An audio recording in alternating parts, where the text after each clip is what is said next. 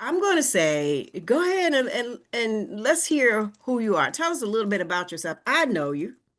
The Sure. organization knows who you are, but share with the attendees, the audience, exactly who you are and how you got interested in the Innovation Network platform and some of the things that you're working on right now. Sure, yeah. So my name's Ian Williams, as you can probably see down below. I am a PhD student at the CUNY Graduate Center in the PhD program there in social welfare, and Mhm. I am an alumnus of the Silberman School of Social Work at Hunter College, where I've also taught as an adjunct lecturer. I consider myself more of a kind of macro oriented social worker. I think I sit somewhere between organizations and policy. And a lot of my research Mhm. is focused on technology.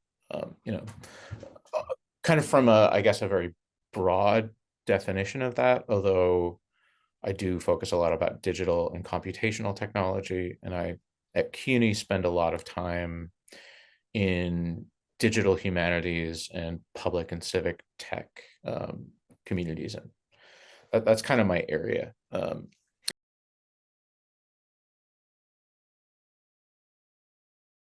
Decided that it was time to go back to school and finish my degree. I met my advisor and SWIN co-founder, Dr. Jim Mandeberg, and he was talking about social enterprise and innovation and new models of thinking about ways to provide social services. But also, I've been pretty involved in a lot of collectives and cooperatives and these other kind of older forms of thinking differently about organizations and decision making. And that resonated really well with this, really learning about organizational behavior and organizational psychology. Um, and there was a class that a doctoral student of his at the time, Dr. Josh Livingston, was teaching about social enterprise and social innovation. And it was a really fun and interesting course. It was very dynamic. A lot of it was really applying like the Stanford D School's design thinking method to social work problems and kind of comparing that, thinking through different group projects. The first big assignment we had as a team was to take an existing project or something that we kind of see as a social innovation and propose Right. scaling it. And what would that look like? And then the next project, I think, was to propose an entirely new model. And again, these kind of short pitches, a bit different than we're typically used to in social work, where I think often we get told that's not possible, that's not realistic, we don't have the resources, that's not how we do things here. And it was very freeing as social work students to have a little more opportunity to explore and also to get critical feedback that sometimes maybe would teach us, well, okay, that idea is kind of interesting, but that's not going to go anywhere. But it was really exciting, and actually in that class, we went to visit a sort of social innovation startup space Right. called Right. Blue Ridge Labs, which was Mhm. originally Mhm. independently affiliated. They're now part of the Robin Hood Foundation, but they do a bunch of different fellowships, including Mhm. ones where they take people just to kind of work from the ground up, um, form teams and develop ideas. And a lot of the people who they take have tech backgrounds, but they also take subject matter experts, and some of those have been social workers. Um, and so, honestly, as a student, there were things I was struggling with, and always kind of struggled with. And you know, I think it gets to the question sometimes of how we define something like a disability or disabling condition or an impairment. I am definitely someone who is in that ADHD spectrum. I've had formal diagnoses in the past. I've been in various forms of therapy and treatment. I've taken medication for that in the past. Mhm.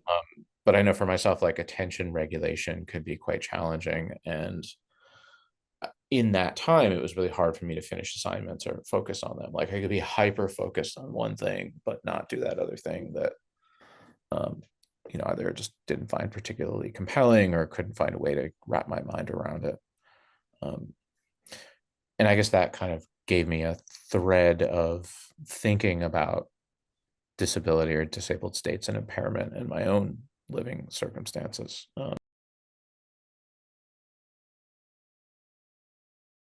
And us are giving me a lot of information, some of which I knew of you, and some of which I just learned about you. And I too can appreciate the conversation that you just had related to a phenomenal scholar, Dr. James Jim Mandenberg.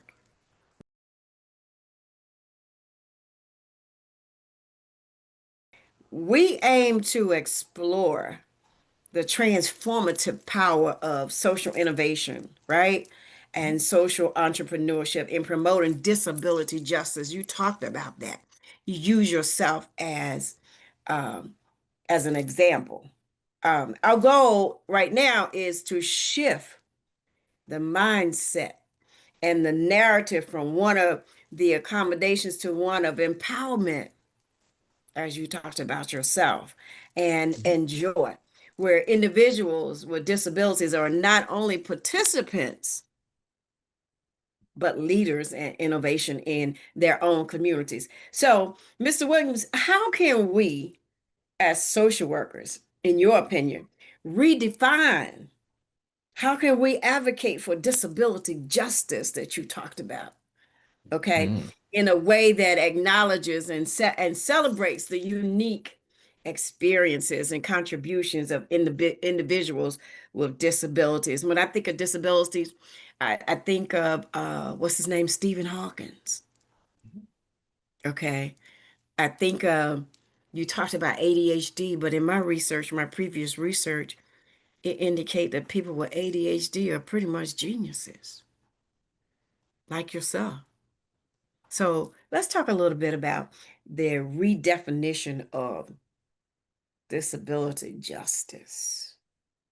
sure. So I think first it's worth considering, what do we mean by the concept of disability, and what baggage do the words turn or the word carry, and where does it come from, right? Like I think a lot of concept of disability often carry a moral valence, right? Where Mhm. it can be a source of shame or judgment. A lot of the long history of social welfare and social care systems, there Right, right, is right. often that question of, how does society care for and provide for people who have a variety of different conditions or might be in states that make it hard for them to be, at least in the model that is seen there, right, able to contribute in the same way or care for themselves or live independently. And again, thinking that throughout human history, throughout human society, these are very different notions, right? Like our ideas of individual Mhm. autonomy are quite historically and culturally specific.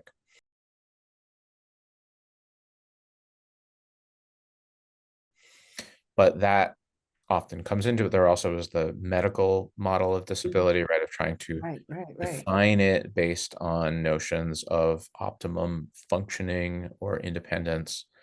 And Mhm. much of that, including much of the research, comes out of physical injuries, impairments, either from, say, injuries occurred from industrialization, and a lot of industrial Oh, labor, wow.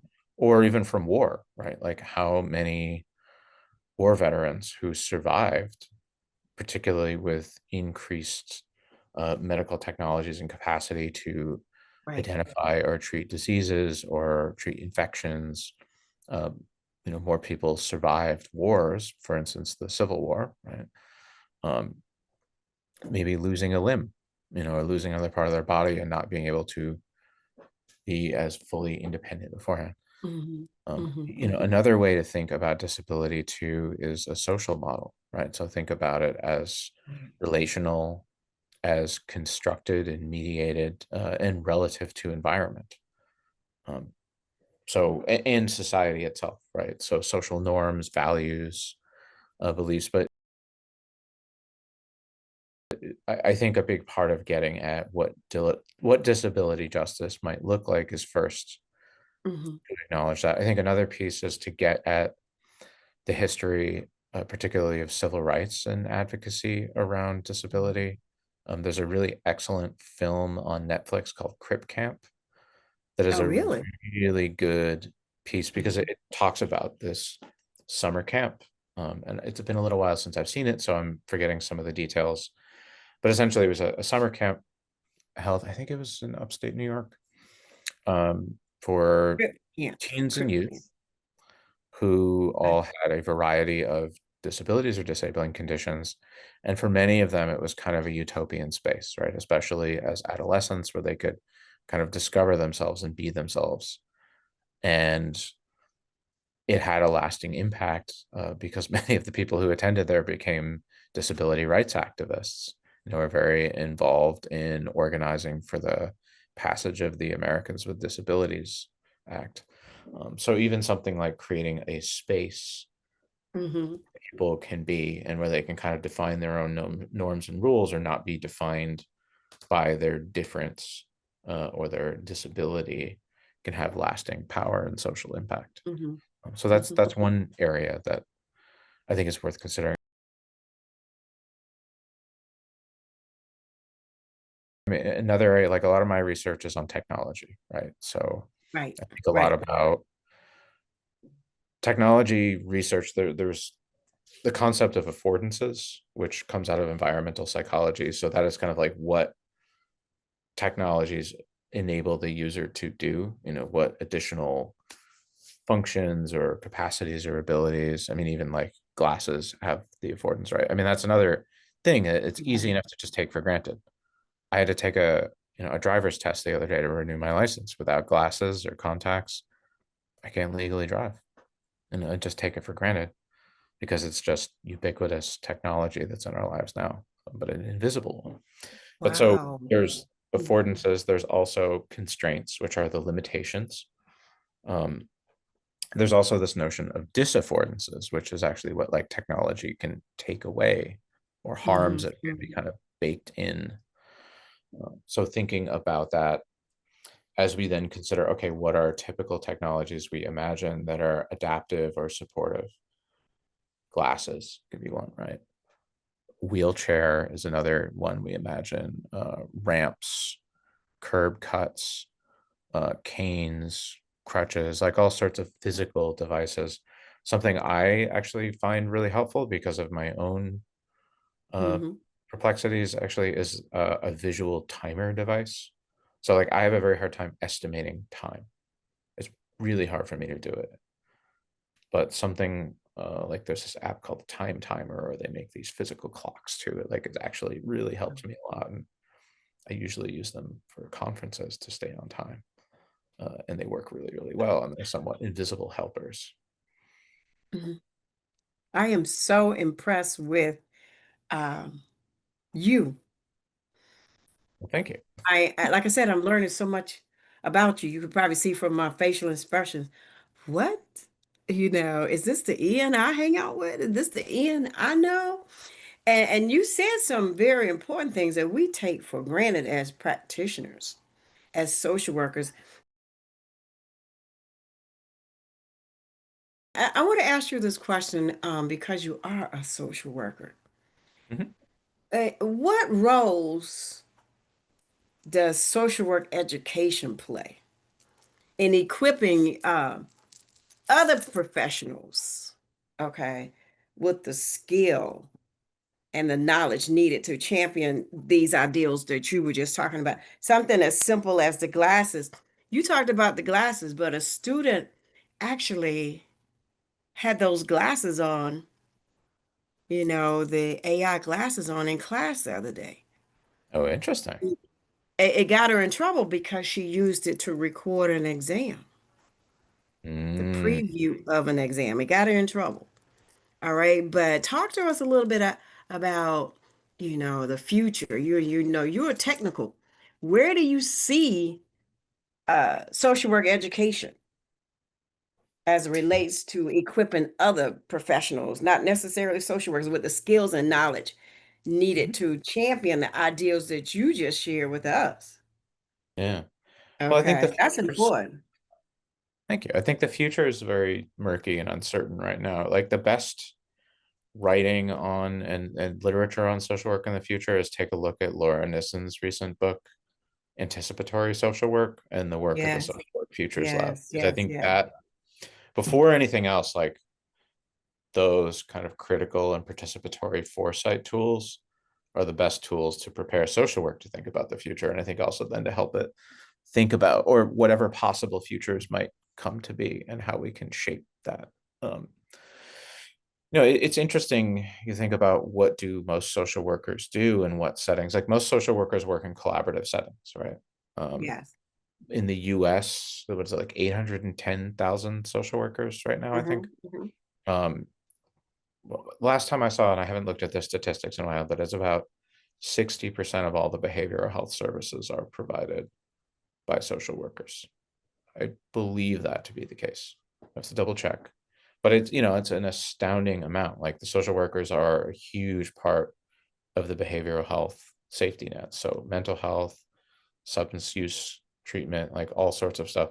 So there's many ways in which social workers play a role in providing services, in assessing Hmm. eligibility, for making determinations and advocating for people. Um, so there's a lot of spaces in Hmm. that where you have to think about, okay, like what is the role of the social worker and who are they in dialogue with? How do they operate within a team? Terry Mizrahi, who is now an emeritus professor at Silverman, she chaired the community organizing program for a very long time. She did a bunch of research. This was back when my first run at Silverman, but she was working on looking at interprofessional collaboration, Hmm. particularly like how do social workers and other professions work together, and it was quite interesting. So there's a body of research there to think about. In terms of social work students, I think first part of it is to recognize that disability is a spectrum. Um, and again, that like Disability is a spectrum. we can't like treat it just as a diagnosis or as like a sort of on off switch, right? Or a discrete thing. Like diagnoses can be very useful. For instance, if someone is unable to work or hold down steady employment for a Right. variety of different potentially disabling conditions, one role that a social worker may play, right, is helping them get approval for social security disability insurance or other Mhm. Right. services or Right. Right. accommodations, which they can only have in our system, if they are deemed eligible. So there's a degree of working through the gatekeeping and the means testing.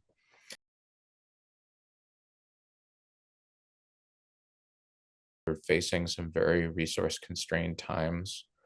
It's likely that a lot of behavioral health services and rural health services are probably going to face some really, really tight budgets in the coming years. And, there's going to be pressure to reduce the roles of people receiving Medicaid or any kind of disability insurance or care. But I think to think beyond the constraints of the present moment, and Mm. beyond the, let's say, optimization targets that might be coming down. So there's another dimension there of working with technology is also kind of working against the harms of it, right?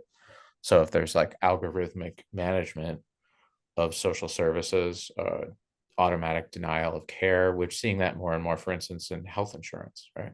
Particularly private health insurance, but I believe also being introduced into some forms of public-private healthcare, like forms of Medicare, where it might even just be, automated review of claims that have higher rates of denial. Social workers can help Right. contest Right. that. Right.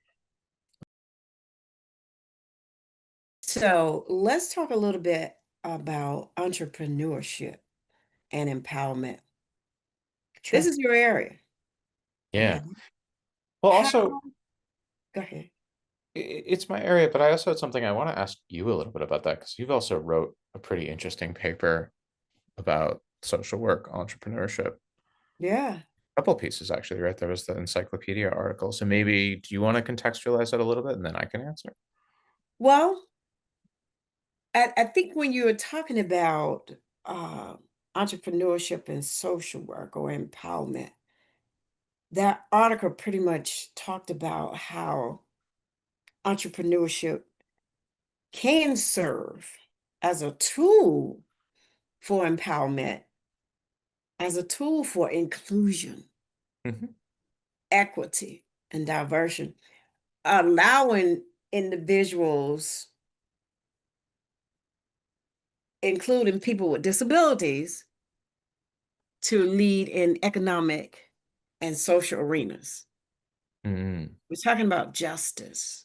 I think the article predates some of the issues that we're dealing with right now, because the article does talk about, what we're taking and we discuss everybody is somebody. Hmm. And we as social workers and we as practitioners, we have to identify support systems. We have to identify policies that Hmm. are necessary to foster an inclusive entrepreneur ecosystem. Mm. That makes sense? Hmm. Does that make sense? Sure. Because you're celebrating joy, and it's obvious you're celebrating joy. You talked about I use a timer to stay on task. So, in your opinion, how can we actively celebrate disability joy? Yeah. Disability joy to you may not be the same as disability joy to me. I think I shared with you prior to we coming on and discussing this, the joy that I got with a student who could not talk but could talk, and it has made it to the first semester of his senior year. Mm. So, how do we, as social workers, what do you think, how we can actively celebrate disability joy? Yeah. Well, I think Maybe. part of it is listening, right? Part of it, I think, is not necessarily assuming that we know or have the answer to these questions, but really trying to understand what is Yeah. joy and like how do people experience joy in relation to disabilities or impairing conditions while also not reducing their identities to that. Hmm. An interesting example I think of is the arts too. So a long time ago, this is before I moved to New York, I served in AmeriCorps Vista for a year. And I was in my home state of Vermont. Hmm. And one of the projects I was working on was with the State Center for Crime Victim Services that had received an outreach grant from the Hmm. Department of Justice that in a very Vermonty way, they had contracted with a disability arts nonprofit to produce Hmm. a series of plays. And the director of the theater troupe had been involved with the bread and puppet circus for like 10 years. So it was very I interesting, love it. very wacky arts. It was called the Awareness Theater Company. And they had come out of a self-advocacy tradition. So a lot Mhm. of the theater members, and what was also kind of interesting, right, is there was no, I mean, there's always some implicit hierarchy that needs to be interrogated or examined, but there wasn't really a hierarchy within the theater. So participants and actors were both people who had a variety of conditions, so maybe developmental or mental health conditions, and also the people who were providing services and support for them would all be acting together. Um, but it really centered the imaginations of Mhm. the folks in there and kind of gave them a platform and a stage. And it was quite interesting to do the work together because it was just fun. Like I think that's the other piece of it is like people can have fun and their imaginations can be really wild and interesting. And I think sometimes narratives that focus so much on oppression, on disadvantage, on harm, as important as it is to not ignore those realities and not center our work around eradicating those structural problems, and making a more just and fair society. I think finding space for people to play, for people to express themselves in the arts. I mean, there's a lot of interesting examples of, arts nonprofits or social enterprises that might provide like handicrafts creation, as a form of employment, but also a place of Right, meeting. right, right. And e-gaming, that seemed to be the hottest thing out. This student that I was sharing with you, I mean, he would hang out in the e-gaming lab and it would be Mhm. like, my goodness, and just watching that was joy, a different kind of structural joy. Okay. Yeah. Um,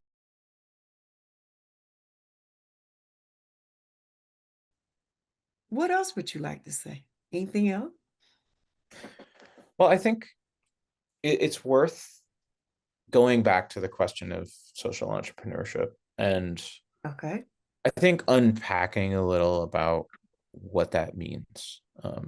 I tend to think more like when I come at talking and thinking about social entrepreneurship, I recognize that like I like to create and start things. I am not someone who likes to create and start businesses.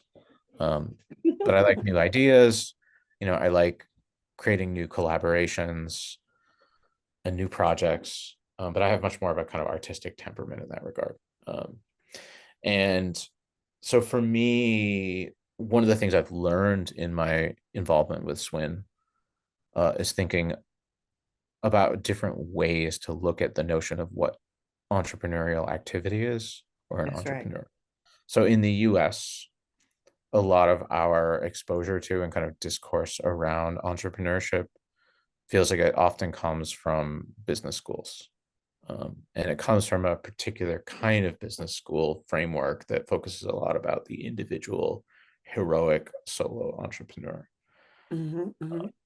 And that emerges in a context of neoliberal policies that does foster a lot of responsibility for oneself onto the individual as the state moves away from that.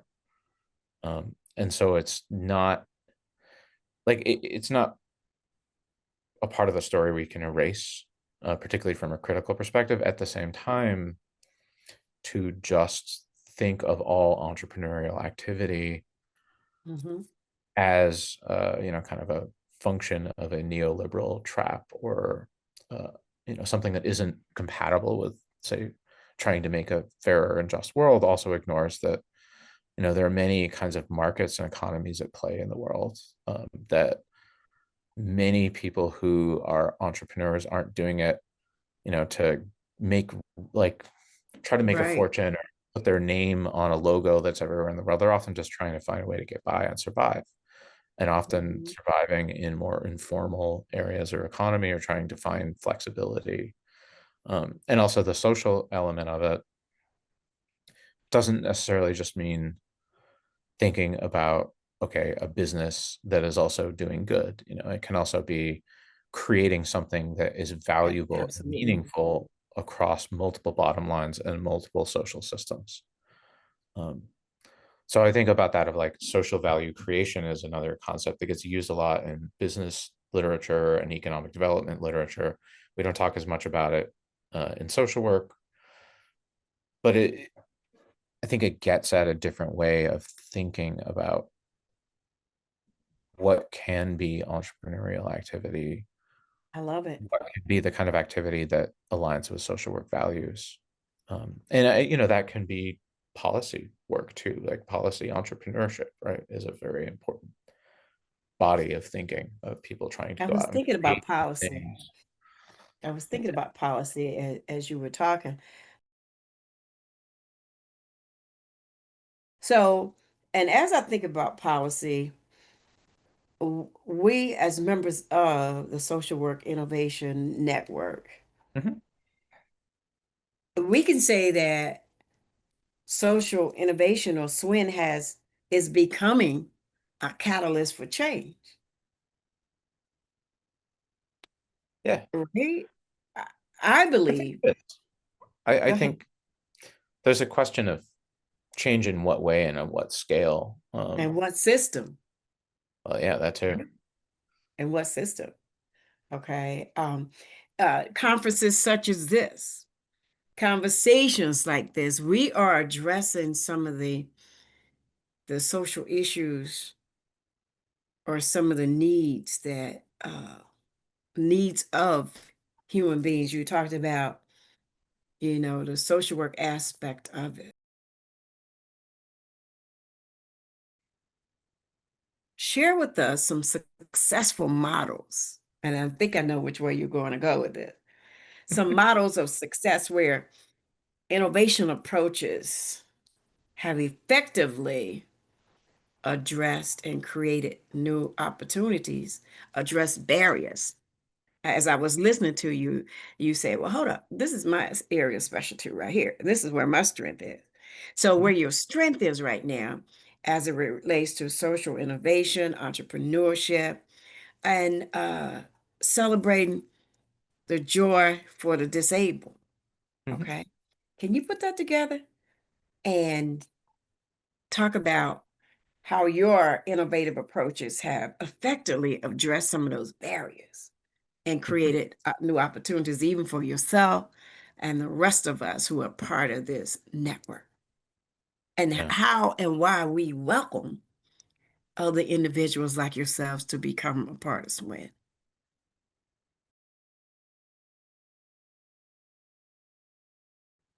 Well, I think for myself, I draw inspiration from a few different examples of models. I mean, one, I think it's really worth looking at the European social cooperative tradition, um, which the MS International Research Network has produced a lot of scholarship about that, but a lot of it comes out of the democratic psychiatry movement of northern Italy, and particularly the work of Franco Basaglia.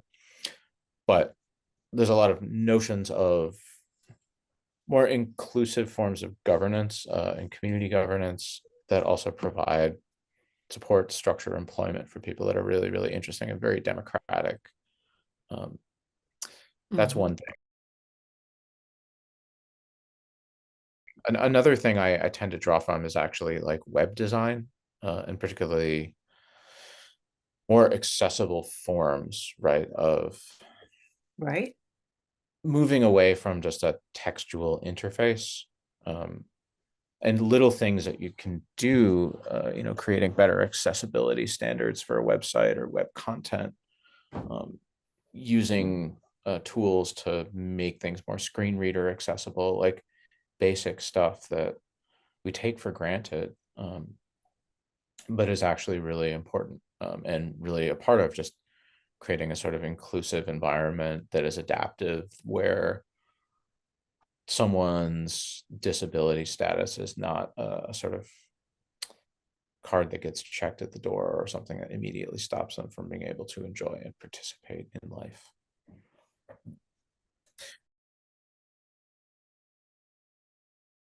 And then, like I said, arts, any kind of arts nonprofit, a lot of like outsider art museums are quite interesting.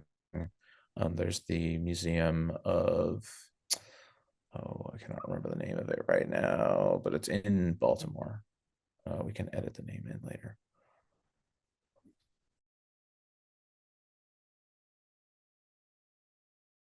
Um, but that's a big, another interesting piece is thinking about, there are often like procurement laws, Right. like say that Right.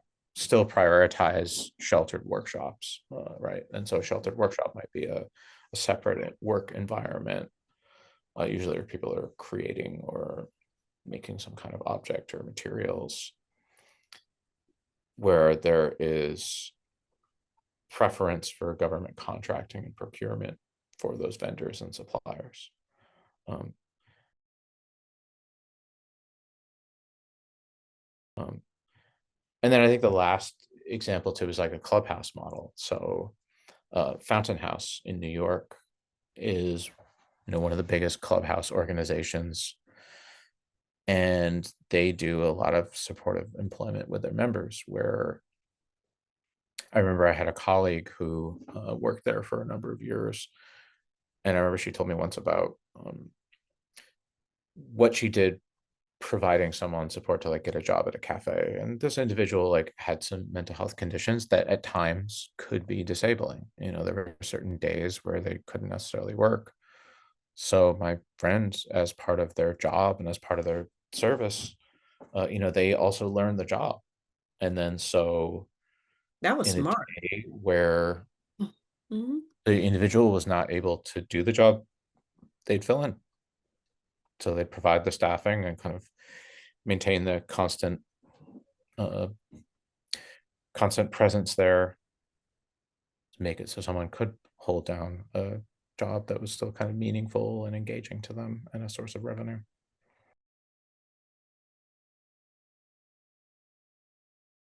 Um, if folks are interested in thinking kind of critically, but also hopefully Hmm. about, for instance, the ideas of tech for good, that's a big area for me. I'm really interested in digital literacy.